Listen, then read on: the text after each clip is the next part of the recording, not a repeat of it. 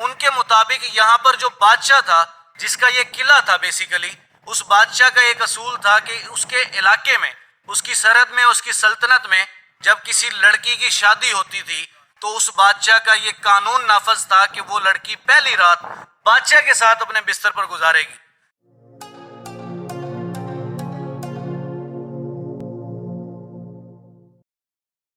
السلام علیکم ورحمۃ اللہ وبرکاتہ۔ میں سوشل پراسپیکٹ سے آپ کا میزبان وسیم قریشی آپ کی خدمت میں حاضر ہوں۔ آج ایک آثار قدیمہ کا ایک پارٹ، ایک حصہ، ایک ٹکڑا آپ سب کے سامنے پیش کرنے لگا ہوں۔ یہ ضلع ڈیرہ غازی خان، تحصیل کوٹ چھٹا، جامپور شہر سے تقریباً 5 کلومیٹر کے فاصلے پر ٹیلہ دلو رائے کے نام سے موجود ہے، جسے یہاں پر موجود سرائیکی وسیب کے لوگ دلو رام کے نام سے پکارتے ہیں۔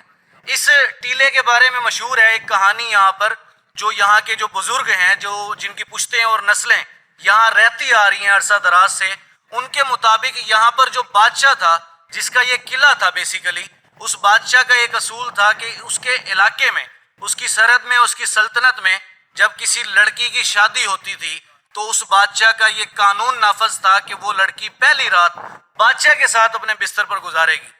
لیکن ایک مرتبہ بادشاہ کی سگی بھانجی کی جب شادی طے ہوئی تو اب بھانجی نے اپنے ماموں سے یہ گزارش کی کہ خدارا آپ یہ والا کام مت کریں، تو بادشاہ نے جواب دیا کہ اگر میں تمہیں اپنی بھانجی سمجھ کر بخش دوں یا چھوڑ دوں تو اس طرح میرا جو بنایا ہوا قانون ہے وہ ٹوٹ جائے گا اور یہاں کے لوگوں میں جو میرا روب اور دبدبہ ہے وہ ختم ہو جائے گا۔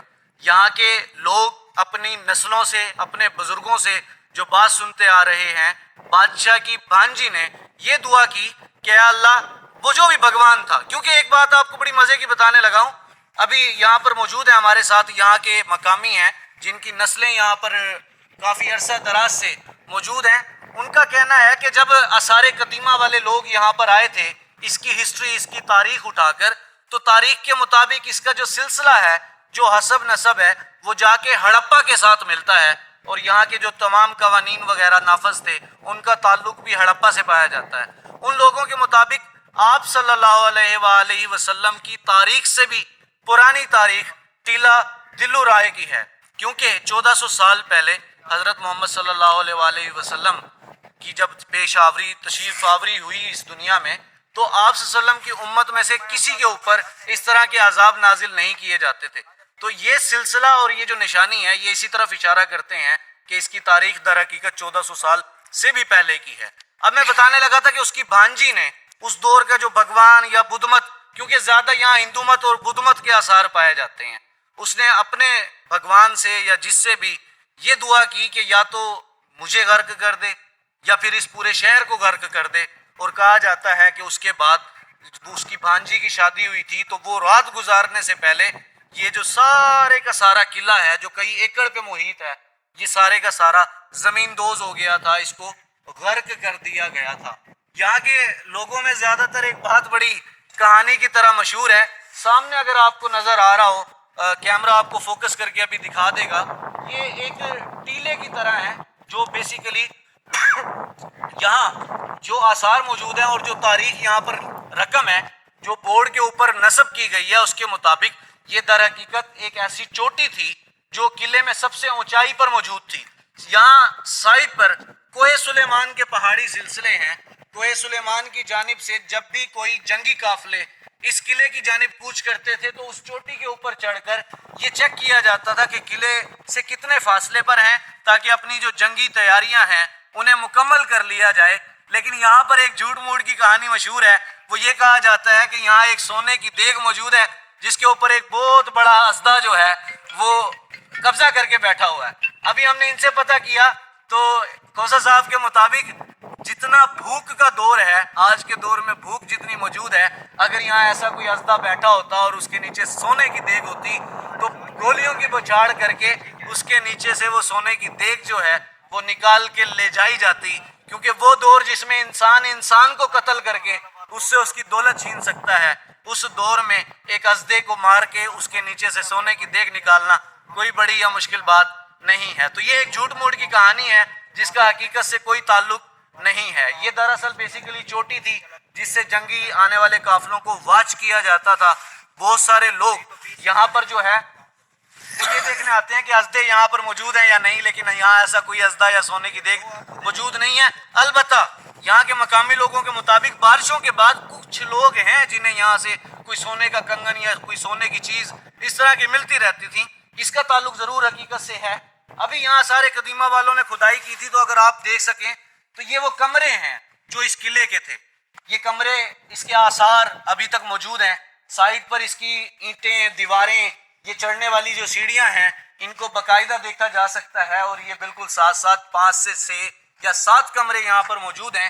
اور میری رائٹ سائڈ پر بھی 3 سے 4 کمرے مزید ہیں جنہیں ابھی ہم دیکھ کر آئے ہیں. وہ آپ کو ویڈیو میں تصاویر کی صورت میں شیئر کر دیے جائیں گے. کھوسا صاحب موجود ہیں. کھوسا صاحب, آپ کا بہت بہت شکریہ.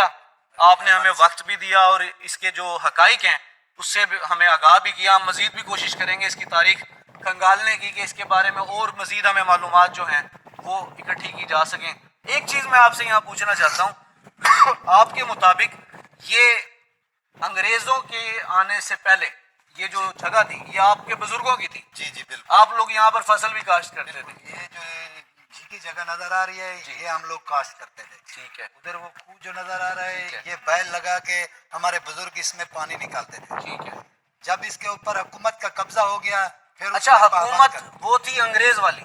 نا یہ ہمارے ہماری پاکستان کی حکومت نے اس کے اوپر قبضہ کیا تھا. جب انگریز کی حکومت تھی اس کی مٹی بھی لوگ اٹھا کے لے جاتے تھے. اچھا. اس کے آس پاس کاشت بھی کرتے تھے, سارا کام کرتے تھے. اس کے اندر بھی جو جگہ جھیکی تھی اس میں بھی کاشت کرتے تھے. ٹھیک ہے. ادھر ایک کنواں یہی ہے, ایک کنواں وہاں پڑا ہوا ہے. اچھا, 2 کنویں. 2 اچھا, یہ جو دونوں کنویں ہیں جی جی ان کا تعلق اس قلعے سے ہے, انگریز حکومت سے ہے, یا آپ کے بزرگوں سے؟ ہمارے بزرگوں نے لگایا تھا. ٹھیک ہے, یہ آپ کے بزرگوں کے لگائے ہوئے کنویں ہیں دونوں؟ جی جی بالکل. مطلب اس کا سارے قدیمہ کے ساتھ کوئی اس تعلق؟ سائیڈ والا جو ہے یہ دوسرا قبیلہ ہمدانی قوم جو ہے نا اس نے لگایا تھا. ٹھیک ہے. وہ پانی نکالتے تھے اس سے. یہ جو لگا ہوا ہے یہ ہمارے بزرگوں نے لگایا. یہاں در حقیقت سامعین آپ کو بتاتا چلوں کہ یہاں 2 قومیں آباد ہیں.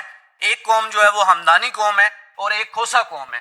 اس سائڈ پر کھوسا قوم جو ہے وہ موجود ہے.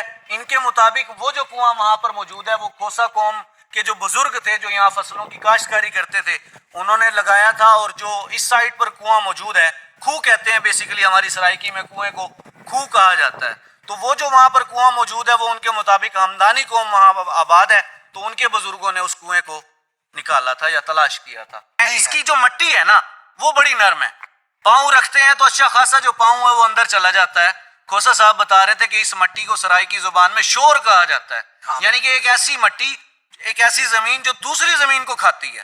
ان کے مطابق یہاں کوئی اینٹ کوئی پتھر آپ ڈال دیں تو وہ آہستہ آہستہ زمین میں دھستا ہی چلا جاتا ہے. اور یہ وہی مٹی ہے جو وہ جو قلعہ تھا اس کے نیچے زمین دوز ہونے کے بعد, غرق ہونے کے بعد کی یہ جو مٹی اوپر موجود ہے. اب آپ سے ایک بات یہاں میں کرتا چلوں کہ دوبارہ حقیقت بتانے لگا ہوں, سنی سنائی کہانیوں پر یقین نہیں کرنا چاہیے. اس لیے جب ہم یہاں پر آئے ہیں تو ہم نے کوشش کی سب سے پہلے جو آثار قدیمہ کی جانب سے یہاں تاریخ رقم ہے درج کی گئی ہے بورڈ پر, اسے پڑھا. اسے پڑھنے کے بعد ہماری دوسری کوشش تھی کہ یہاں کے مقامی لوگوں کو اپروچ کیا جائے جن کے بزرگ یہاں عرصہ دراز سے نسل در نسل موجود ہیں, کیونکہ ان کے پاس بڑوں سے سنی ہوئی چلتی ہوئی در نسل جو آ رہی ہیں باتیں وہ موجود ہوتی ہیں جن کا کہیں نہ کہیں کسی حد تک حقیقت کے ساتھ تعلق ضرور ہوتا ہے. تو اسی کے ساتھ اپنے میزبان وسیم قریشی کو اجازت دیجیے. تھینک یو سو مچ. اللہ حافظ.